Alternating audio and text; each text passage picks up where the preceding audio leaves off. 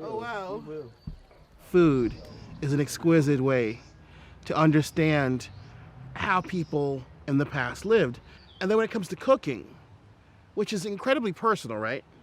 Because you're asking enslaved people from day to day to cook for you, give you food, provide your food for you.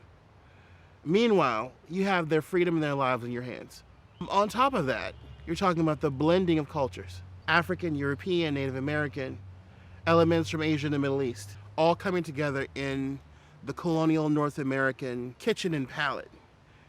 What an extraordinary set of skills an enslaved African American cook would have had to make all that possible. So much of what free people of color and enslaved people in the North were doing in terms of food was drawing from nature. Any number of game animals, squirrel, rabbit, possum, would have gone into the cooking pot. Wild rice, all those leafy greens from nature would have been used in their diet. So they really did look around at the environments that they were in to figure out, how is it going to sustain me? How can I provide for my family? How can everybody do their part? The children, the elders, the able-bodied adults, to bring food to the table. Being an urban enslaved population at seaports is really critical.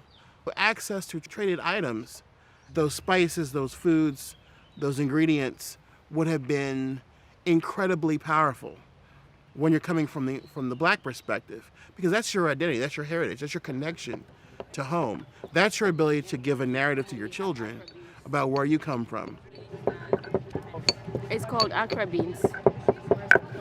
Accra beans is from West Africa. I'm specifically from Cameroon, but you can find this in Ghana, Nigeria. All of the West African countries commonly have Accra beans. Let me help you with this. I'll take this, okay? Who's pounding this? Yeah. Can I have the bowl, actually? Can I have the bowl? So these are the end product.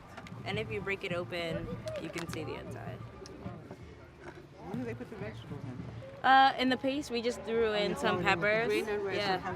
The foodways of Senegal, Gambia, Ghana, Nigeria, Benin, dispersed different parts of the Americas, bringing in one-pot meals, spicy foods, deep-fried foods, barbecued foods.